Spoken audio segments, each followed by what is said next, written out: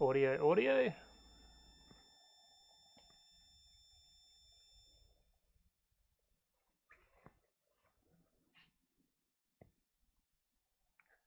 We don't have audio. Oh.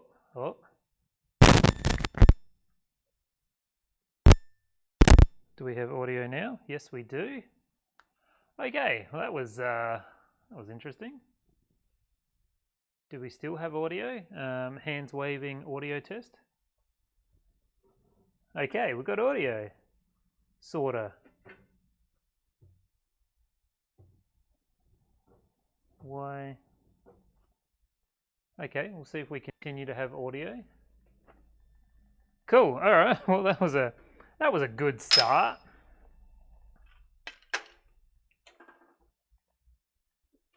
G'day, Chris. How are you tonight? I tested audio before I went live, and I definitely had it.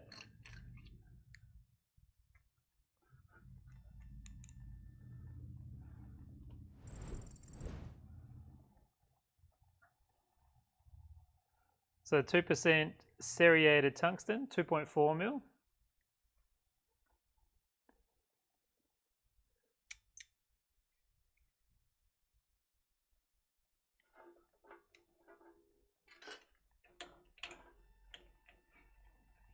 Okay, so I've got 2 pre-ground tungstens. Fingers crossed that will see me through this build.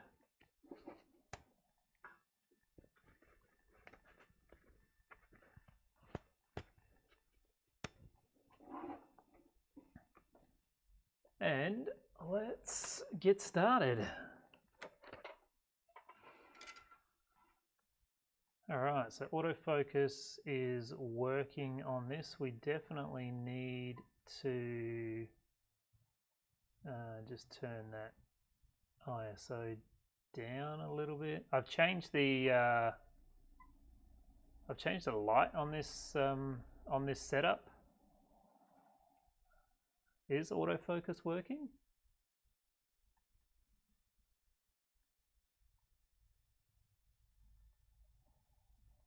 It can't figure it out.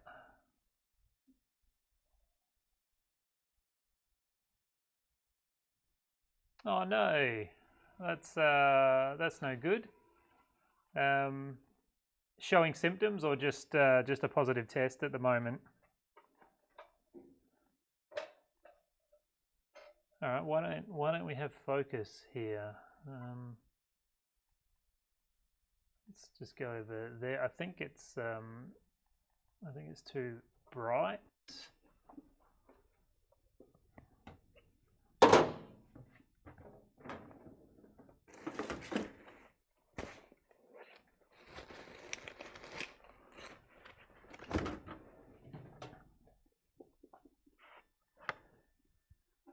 We'll just put an ND filter on here because I can't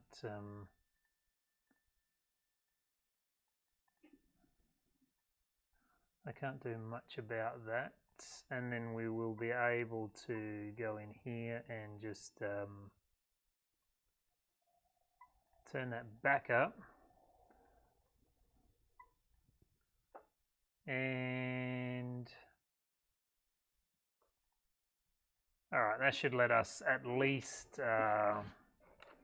be able to use this camera and see what we've got going on. That's a bugger, man. I hope it's the easy version for you.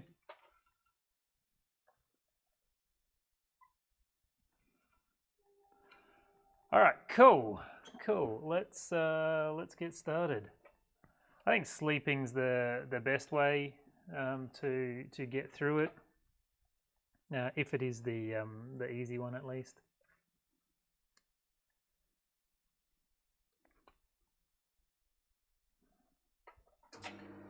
So we're going for 7 liters a minute here. That is way too high.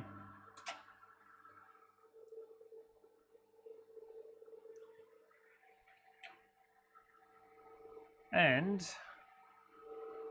I think this is the crappier one of the two.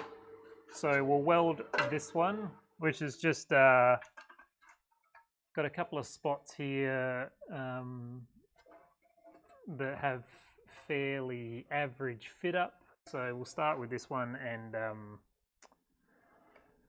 at least when it comes time to weld the other one, it'll be a little bit nicer.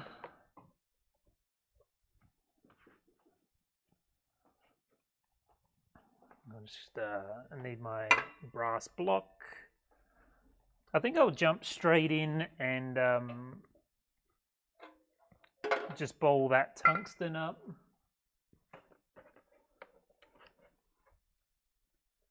Let's jump into settings. And we'll jump down to setting number 10, which is my bowling setting.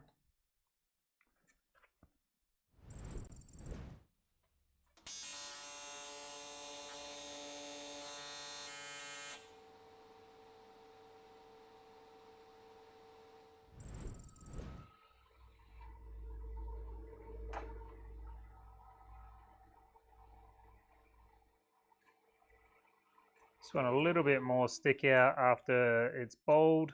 Quite a big bowl this time around.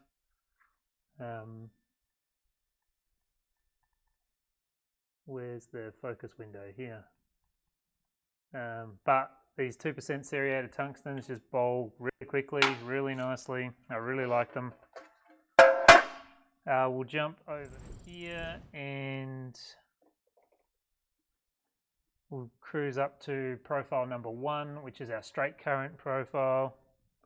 Auto, pre-flow and post-flow. This camera is dark. I did try and tune this camera in already, but it was before I turned the shop lights off. Let's jump in here and just turn the brightness up. Oh yeah, it's way too low. Something around here. Apply, okay, close.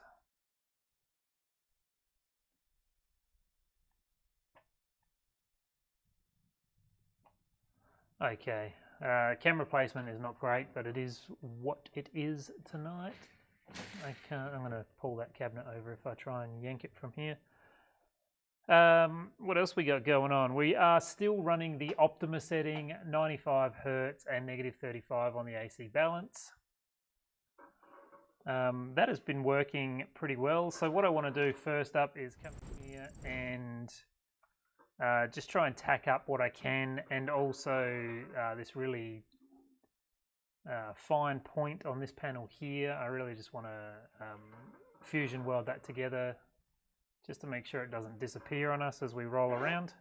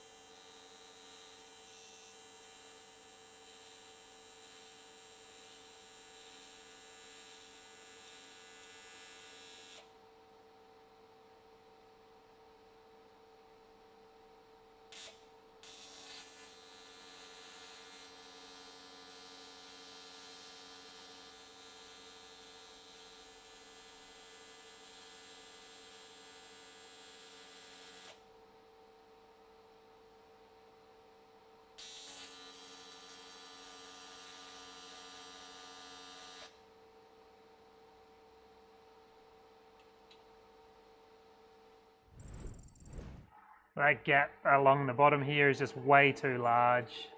You can see I can fit the 1.6mm filler rod straight in there. Way too large to do a fusion weld, so I just put a few dabs on there. Got a fusion weld a little over an inch back here, just to where the fold starts. Should be good to start welding on this one. I am definitely going to weld this on a pulse setting.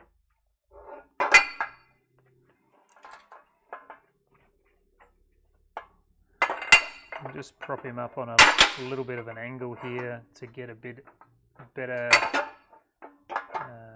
better angle on it. I'm going to come through this way and we'll come in over the top here.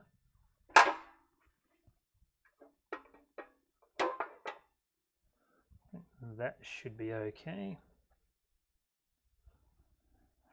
And let's jump back over to settings here.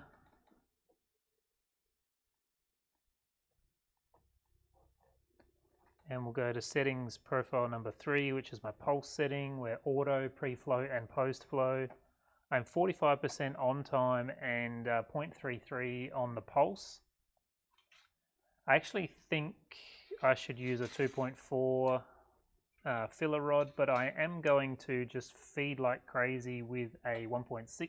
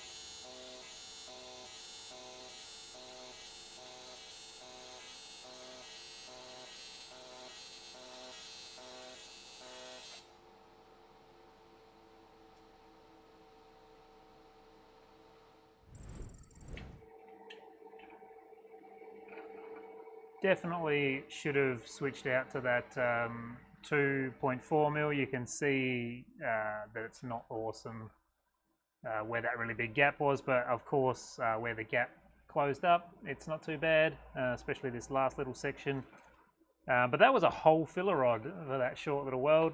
We kind of knew that was coming, but I would say live and learn, but I'll do it again.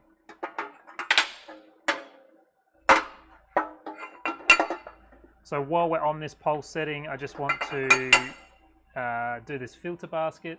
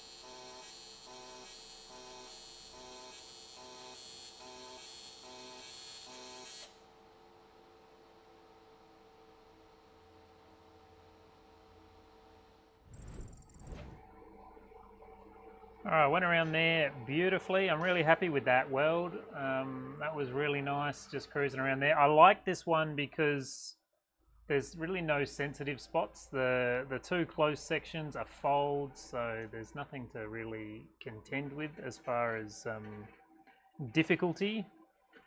I do want to do this this vertical weld across here. Let's see if we can get the brightest setting on this. Can I try and meet this in the middle here? So I'm going to come up this side here, which has this gap that we had a look at earlier, and just start off with that one before we go and do the top. Really, every sort of section has a little bit of a gap. This one was particularly bad fit up, which I don't really have an excuse for. It just sort of worked out that way. But we'll go back up to profile number 1, if I can click the right button, which is the same profile we used at the top of the video. And we'll just touch up these two corners, and then we'll go for a weld down it.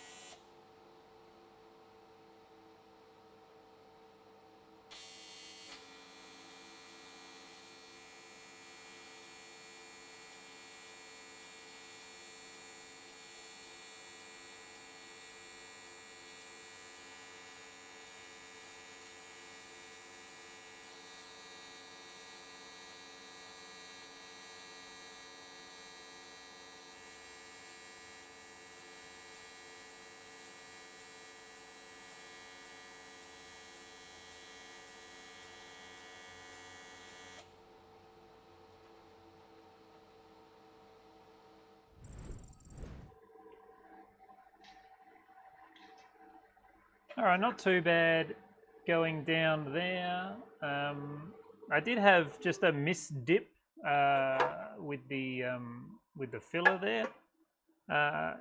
Totally honest, I was daydreaming. I was not thinking about welding at all, which is so funny that I'm just doing a short weld and I can't even keep attention long enough to to finish that little weld.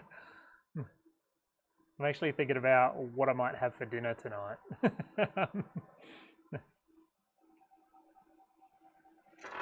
And while I was just in position, there was a little bit of a gap above the hole there. but I thought I would just cruise around there while the part is still relatively cold, and that was actually a really nice weld as well. And now, let's do the top. I like this one because 2 of the sides are folded, so it's really just a short little curve, and it's a really nice curve to weld. Let's jump up here. Definitely going to have to figure out the tuning settings on that camera there.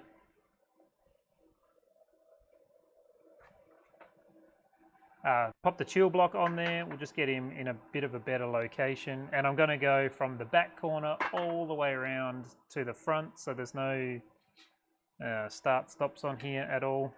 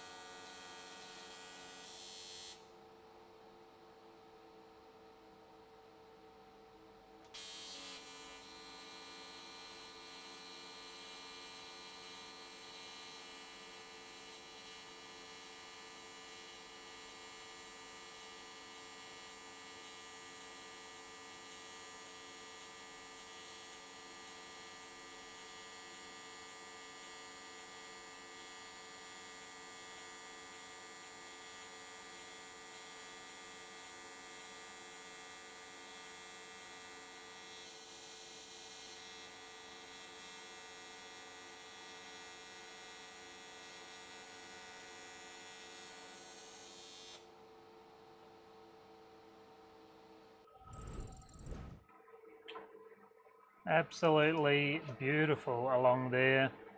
So we are on the 95 hertz and the Optima setting, and it actually feels like I'm traveling really, really slow, and I probably am, but it sounds fantastic. It's just so quiet. I'm so glad we tried these settings the other night.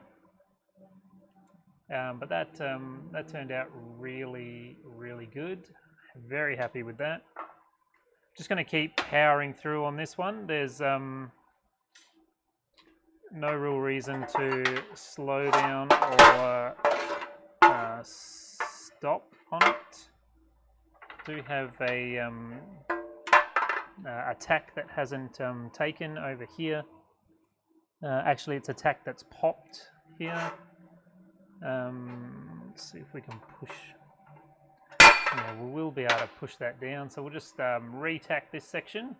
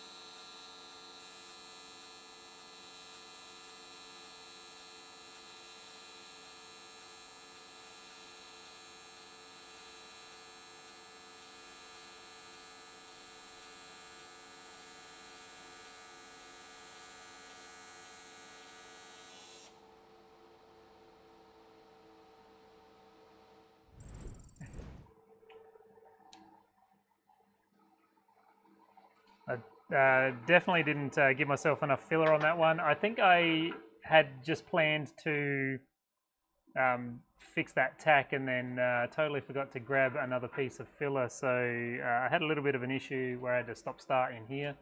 It's probably the worst stop start that I've done in a long time. It does have one angle where it looks okay. Chris, resting is more important than anything. Man, I appreciate you being here, but don't sacrifice your health.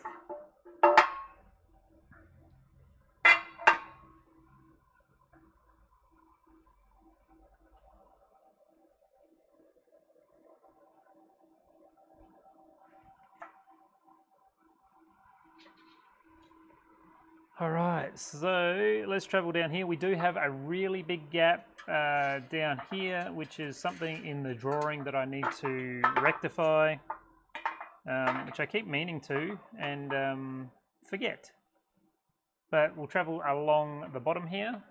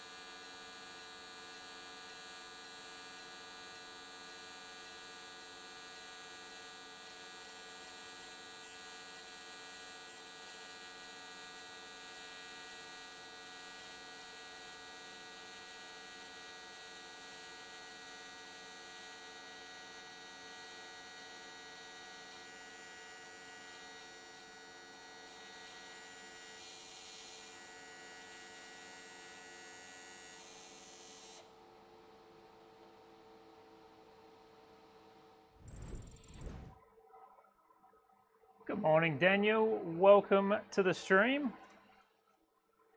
Smash that. That looks really good along there. I do wish that I fixed up this big gap before I came down there, but really happy with that that weld there. But we'll do that right now, I think. Let's zoom this guy out. I'm having, you can see that top corner camera has checked out. I am having issues with that one checking out. I think I'll just run through the standby screen and see if that is enough to reset it. I don't think it is. I think it needs to be plugged back in again. I'm not quite sure why it's doing that. I was playing with it today and noticed that the capture card was getting really hot. That should bring it back online. Maybe, maybe not. We might need to cycle it now.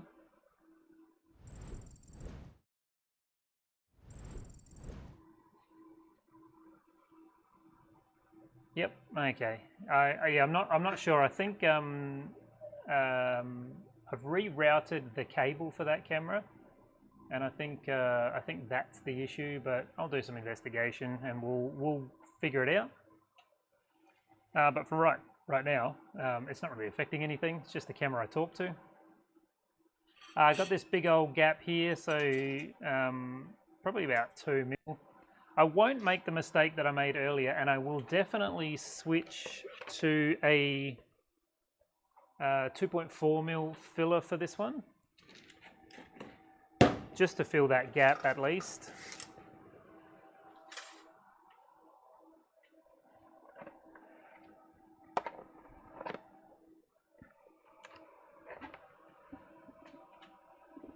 Yeah, how did you go with that bomb? I did see you had sent me a message, but I just haven't had a chance to have a look yet. I will definitely have a suss after the stream.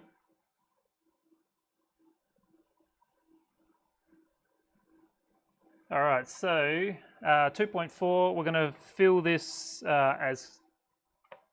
with as little amperage as possible, just to fill the gap, and then we'll come back over after and do an aesthetic weld over the top. Aesthetic, rather.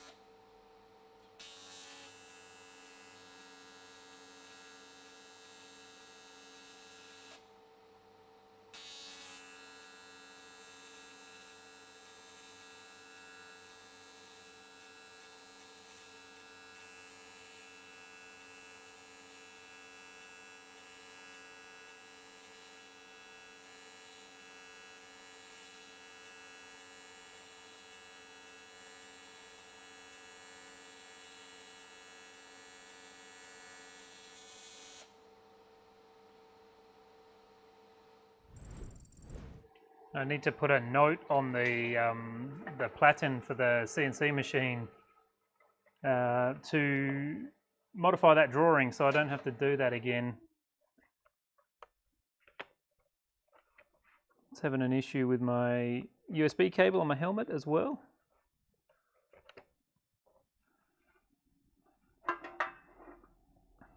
Okie dokie, let's just put a little bit of a chill block up there and keep going.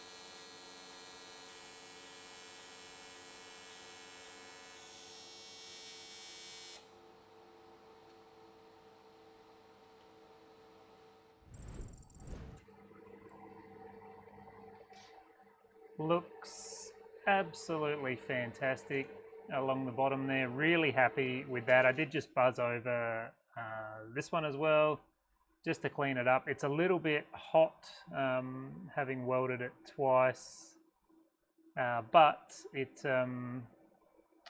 where are you guys? You want it there, but it looks consistent with the rest, and it will powder coat up really nicely. Happy with that. Disappointed with this, but that's fine. While we're here, I'll buzz down this section while it's all set up and nice and easy access.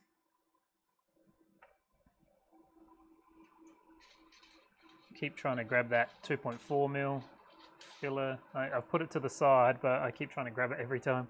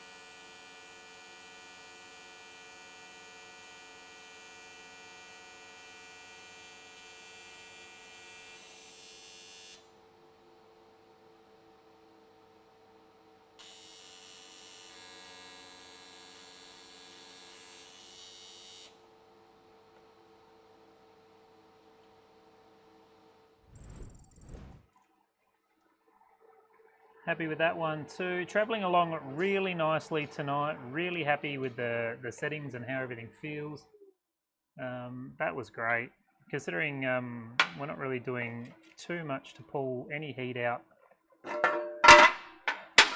So again, we've got a pretty big gap here. So this is where this fold seam is across the bottom here.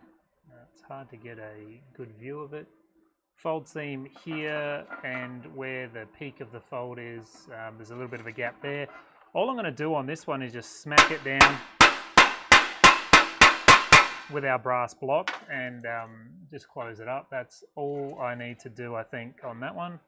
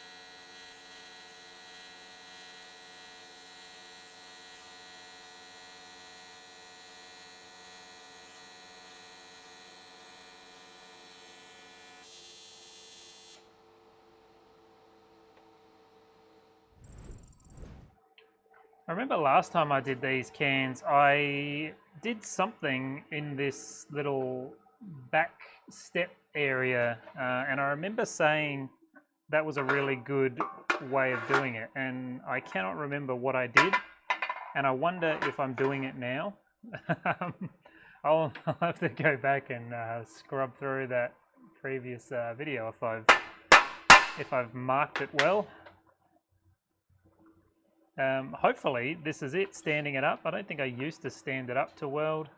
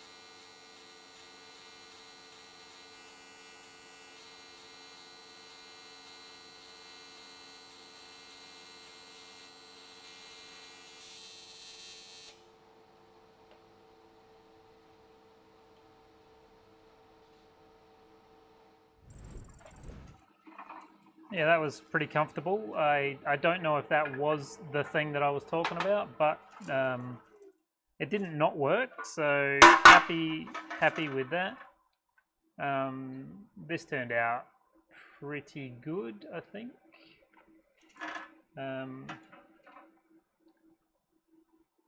This curved weld across here, it's like my favorite thing to weld. It's such a nice, soft curve. Really comfortable with the wrist to move through that. I'm really happy with how that turned out. The whole top of this catch can looks fantastic. Did a great job with the filter basket as well, which I attribute to these edges being, you can't see where I'm pointing, these two edges being folds instead of weld seams. I think that really helps with the heat on that part, but either way, I think we're really starting to dial in some good settings. This guy down here, pretty good. I just had that misdab right there. You can see that little tail sticking out there. Not a big deal since this will get powder coated, and we'll just hit that with a linisher. But just a lapse in judgment on, lapse in concentration rather, on that weld. And of course we had that, that massive gap here, which was a bit of a pain to fill. But it looks really good. Really happy with that. Jack, welcome to the stream. The material that I use, so I have a E85 foam that sits inside that filter basket, and then a fine filter foam that sits on top of that I hold down with a plate. The filter foam, I've done a ton of testing and have selected one that's the E85 foam, sorry. I've done a ton of testing on different brands, different products, and found one that's heat resistant. And yeah, that was the biggest challenge, was to find something that could handle the heat of the engine bay. Chris, thank you so much for stopping by the stream, man. You rest up. My thoughts are with you, and I hope it's a quick and easy one for you and your wife. But we'll see you when you're good and healthy again. Just make resting your number one priority.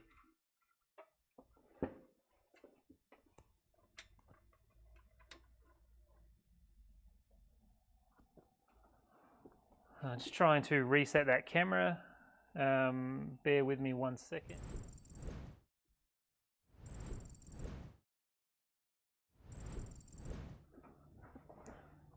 Hopefully that comes good.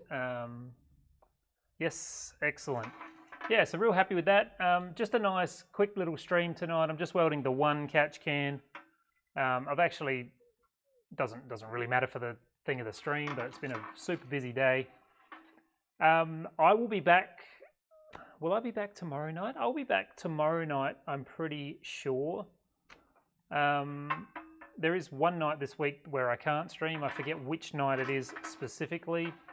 But I think I'll be back tomorrow night. I'll certainly do a message if anything changes.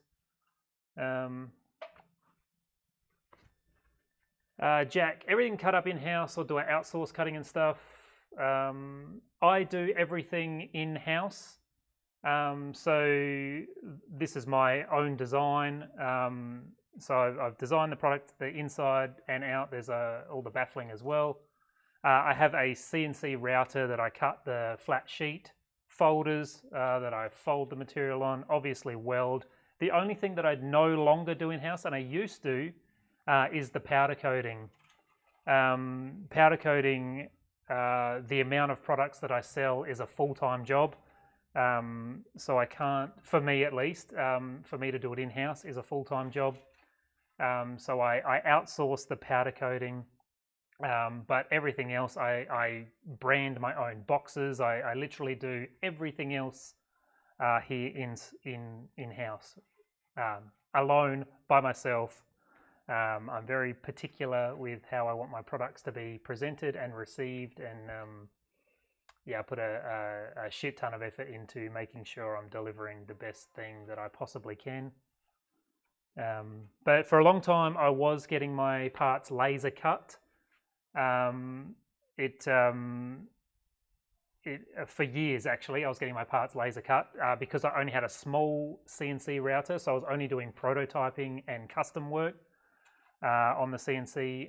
But this year, at the start of the year, I bought a half sheet, so a really big CNC router. Price on the CNC, I would recommend you have a look at CNC 3D or 3D CNC. Either way, they're in Nerang in Queensland. Have a look at their offering. They call it a Queen Bee, the machine. It's not what I have, but if I could go back in time and buy the machine again, 100% that is the machine that I would purchase. But yeah, it's a few thousand, 5, 6, 7, I'm not sure. It's some thousands of dollars.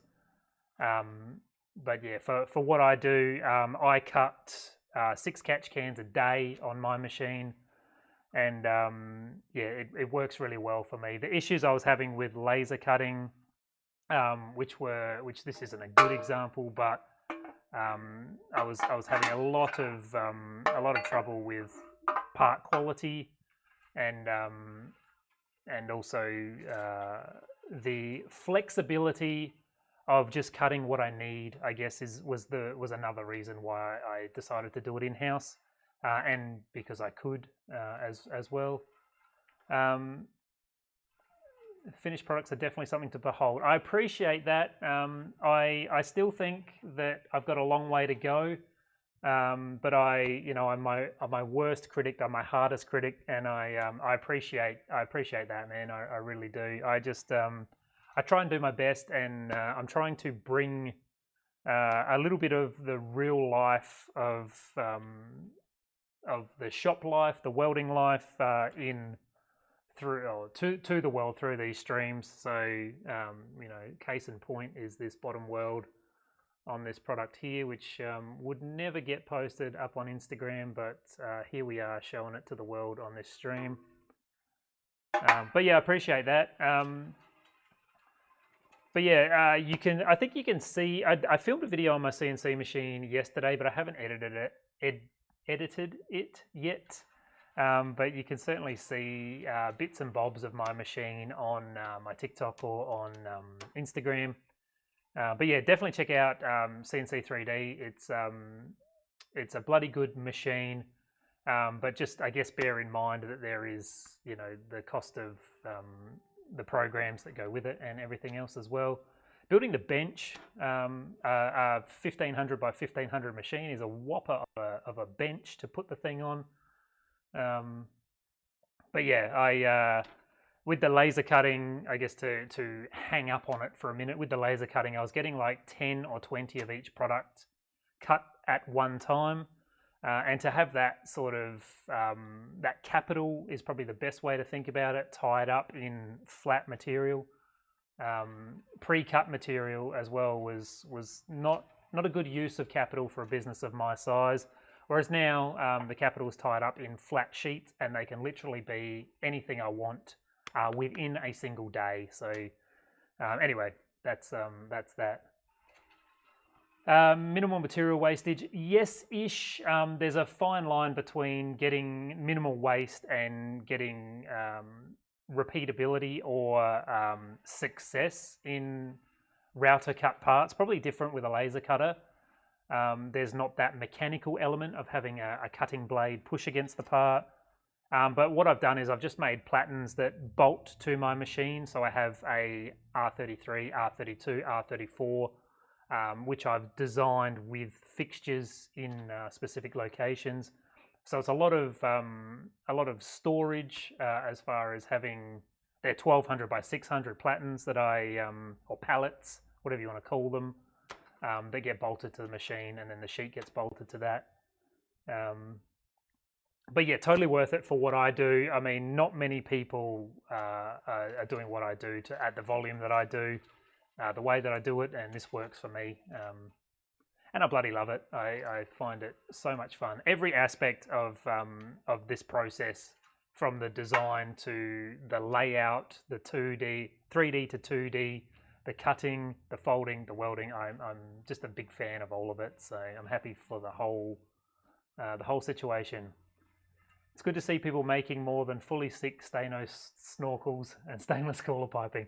Absolutely, man. Stainless snorkels, they have their place, but stainless intercooler piping has no place in anything automotive.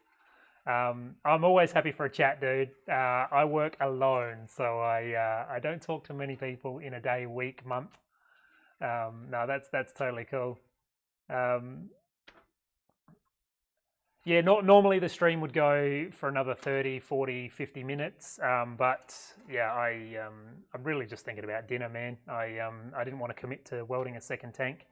The next stream will definitely be a 2-tank stream. I have a lot of work to catch up on, and it's going to be a little bit repetitive for the next week or so. We've got a ton of Skyline tanks to make. I've just had a run on sales with those.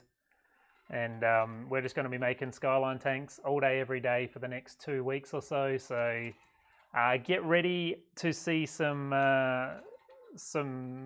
Skyline tanks. We haven't welded them with these settings. And I think I might do another shout out on the Facebook group and see if anyone has any setting suggestions for me. Because I did really enjoy playing around with suggested settings. It was a lot of fun. But that's gonna do it for me. I really need to go eat something. Chris, like I said, if you come back and watch the VOD, I hope you get well quickly. I hope it's the good version. Daniel, thank you for stopping in. I will go and check out your pictures. I'm very interested to see how you went with more so to hear how you went than to see how you went welding up that little money box. That's really cool. And Jack, thanks for stopping by again, man. I really appreciate you coming back and jumping in the chat. That's so awesome. I'm so glad that you're finding some value for what I'm putting out there. That's I really appreciate it anyway. Is Fusion much to pick up? That's a tough question. It's basically it's your best option. It's not what I use is what I'll say, but I did use it for a long time. I actually designed a lot of products on there with Fusion 360, but I had some limitations with the way that I design my sheet metal products. So sheet metal curving and stuff like that was, at the time, it might be different now. It didn't have the capability to do this sheet metal curving, and a couple of other product. I had some sheet metal issues with it. But for my 3D products, so I used to make some Mazda MX-5 Delrin door bushes, which were all designed in Fusion, and I did tons of 3D printed models in Fusion. It is a great program, a great all-in-one program, and if you can still do it, if you can still get access to it as a free version, I think once you are a commercial business, you have to pay for it, but I think you can still access it as a free version. Jump on, man, and start playing. When I learned, so my CAD knowledge is probably quite rudimentary. I am self-taught. I took a week off and I did an online SolidWorks course, and learned SolidWorks through an online course, and that's how I've sort of how I've done it. The best thing, and the thing that I suggest to anyone, is grab Fusion 360, grab yourself a really cheap, or if you already have one, 3D printer, and start designing things and making things. And I think that's the fastest way that you will figure out how things work. The additive process is a little bit different. Like, you have to think like the machine will cut the part or make the part. But yeah, man, grab Fusion, play with it, do it. If you're going to make products, the quicker that you can make them digitally, the quicker you can make them. You can make a product range that expands. So my 2 cents, if it's even worth that, play with it. That's the fastest. That's how I learn. If you're a welder, like if you weld, man, you're a doer, not a book learner. So just put your hands on it and start playing. But yeah, if you need whatever I can offer, reach out, man. The pitfalls of it are probably best answered on YouTube or Google, but yeah, do it. That's my solid advice. Get it and play with it. But anyway, thank you so much. I appreciate the chat. I really do. Everyone else, or anyone else who stopped in tonight, thank you so much for spending a little bit of your day with me. I really appreciated it. It blows my mind that you guys keep rocking up and seeing what I'm doing every day. And anyone else who watches the VOD, watches the video after it was live up on YouTube, like the video. If you like the video, leave a comment. The chat rolls on here, and the conversation can continue over there. And if you're not subscribed and you want to see what I'm doing in the future, I'd really appreciate you hitting that subscribe button. That number is slowly climbing up to the magical 1,000 that we need to be able to advertise this stream to more people. YouTube sort of locks off a lot of its features until we get to 1,000 subscribers. I would really love more eyes to see this. My whole mission here is to encourage people or inspire people to make shit. And the more people that come along here, I feel like I've got a higher opportunity to do that. So if you want to hit the subscribe button, it really helps the cause at the moment. That's enough rambling for me. You guys bloody rock, and I'll see you tomorrow.